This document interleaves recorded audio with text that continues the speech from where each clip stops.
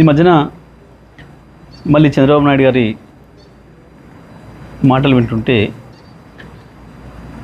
కొన్ని సందర్భాల్లో నవ్వు వస్తుంది, కొన్ని సందర్భాల్లో ఆశ్చర్యం వేస్తుంది. ఎందుకులే ఎందుకు వదిలేద్దాంలేమని చెప్పి అనుకుంటే కూడా కొన్ని సందర్భాల్లో ఎందుకో తప్పకుండా మాట్లాడాల్సిన అవసరం ఉందని అనిపిస్తూ ఉంది. చంద్రబాబు నాయుడు వాస్తవానికి ఏది ఊరికనే మాట్లాడాడు, దాని వెనకాల ఏదో ఉంటుంది. తెలంగాణకు సంబంధించి, హైదరాబాద్ అభివృద్ధికి సంబంధించి చంద్రబాబు మాట్లాడే మాటలు చాలా హాస్యాస్పదంగా ఉంటాయి. కానీ దాంట్లో ఏదో మోసపూరితమైన విషయాలు కూడా ఉంటాయి.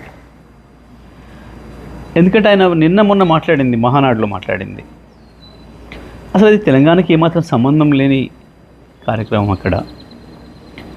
కానీ అక్కడ మళ్ళీ నిన్న మాట్లాడుతూ ఇవాళ భారతదేశంలో తెలంగాణ తలసరి ఆదాయం నెంబర్ 1 ఉంది, కానీ దానికి కారణం నేనే అని మాట్లాడడం, పదే పదే హైదరాబాదు నేనే అభివృద్ధి చేసిన. సరే, ఇవి చెత్త మాటలు లేని కొట్టేద్దామని అనిపిస్తుంది. కానీ ఒక అబద్ధాన్ని 100 సార్లు చెప్తే నిజమని నమ్ముతారు అని ఏదైతే మనం గోబెల్స్ సిద్ధాంతం గురించి వెళ్ళి మాట్లాడుకుంటున్నామో,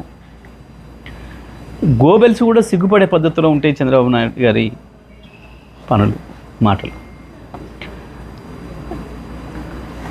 వాస్తవానికి చంద్రబాబు నాయుడు గారు సమైక్య ఆంధ్రప్రదేశ్లో పరిపాలన చేసిండ్రు. వారు మొత్తం కలిపి చేసింది 9 సంవత్సరాలు. 2004తోనే చంద్రబాబు నాయుడు గారి చరిత్ర ముగిసిపోయింది. సరే, వారంటే సీనియర్ నాయకుడిగా గౌరవం ఉంటుంది, అది వేరే విషయం. కానీ మాట్లాడే మాటలు విన్నప్పుడు మాత్రం చాలా చిరెత్తుకొస్తుంది. తెలంగాణ వాదులు వాళ్ళదైన పద్ధతుల్లో వాళ్ళు స్పందిస్తున్నారు సోషల్ మీడియాలో. మిత్రులు, నిజమే, కొన్నిసార్లు వాళ్ళు పెడుతున్న పదాలు, వాళ్ళు వాడుతున్న పదాలు చూస్తే కూడా కొంచెం బాధ అనిపిస్తుంది. అంత హార్ష్గా ఎందుకు మాట్లాడుతున్నారు మా వాళ్ళు అని. కానీ మీలాంటి వాళ్ళకు అదే సరైందేమో అనే భావన వచ్చేటట్లు ఉంది మీ ప్రవర్తన. ఎందుకంటే 2004లో మీరు దిగిపోయిన నాటికి సమైక్య ఆంధ్రప్రదేశ్ది తలసరి ఆదాయం 25,900, 26,000 లోపు. ఇక ఆ తర్వాత మీకు పరిపాలన సంబంధం లేదు. 2014లో మీరు ఆంధ్రప్రదేశ్ని 5 సంవత్సరాలు పరిపాలించారు. కేసీఆర్ గారు తెలంగాణ పరిపాలించాడు 2014 నుంచి 23 వరకు. మొత్తం భారతదేశంలో ఏ రాష్ట్రంలో రానటువంటి యొక్క అభివృద్ధి ఒక్క తెలంగాణ రాష్ట్రంలోనే వచ్చింది. ఈ రంగం ఆ రంగం అని కాదు, ప్రతి రంగంలో అభివృద్ధిలో ఆకాశంలోకి దూసుకుపోయింది తెలంగాణ. 5 సంవత్సరాలు మీరు అక్కడ పనిచేసిండ్రు ఆంధ్రప్రదేశ్ ప్రత్యేక ఆంధ్రప్రదేశ్ ముఖ్యమంత్రిగా. అక్కడ పెరగలే ఆ పద్ధతుల్లో తలసరి ఆదాయం.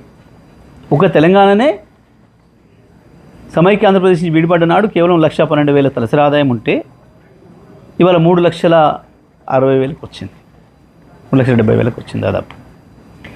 ఇవాళకి కూడా నీ ఆంధ్రప్రదేశ్ తలసరి ఆదాయం 2.5 లక్షలే. చంద్రబాబు నాయుడు గారు దీనికి సమాధానం చెప్పాలి. మీరు నిజంగా మీ పరిపాలన అంత గొప్పదే అయితే ఎందుకు మీరు ప్రత్యేకంగా పరిపాలించిన ఆంధ్రప్రదేశ్లో తలసరి ఆదాయాన్ని అభివృద్ధి చేయలేకపోయారు? ఆంధ్రప్రదేశ్ మీద మీకు ప్రేమ లేక కన్నా, ఎందుకు లేదు 4 రోజులు ఉండి వాడుకొని పారేసే రాష్ట్రం కదా, మళ్ళీ ఎట్లాగా హైదరాబాద్లోనే వచ్చి డెవలప్ అయ్యి హైదరాబాద్లో కదా ఉండేది అన్న భావనతోనే ఏమనుకోవాలి మిమ్మల్ని? భారతదేశంలో మిగతా ఏ రాష్ట్రంలో కూడా మోడీ గారి డబుల్ ఇంజన్ రాష్ట్రాలు, 25 ఏళ్ళుగా మోడీ గారి పరిపాలనలో ఉన్న గుజరాత్తో సహా ఉత్తరప్రదేశ్, మధ్యప్రదేశ్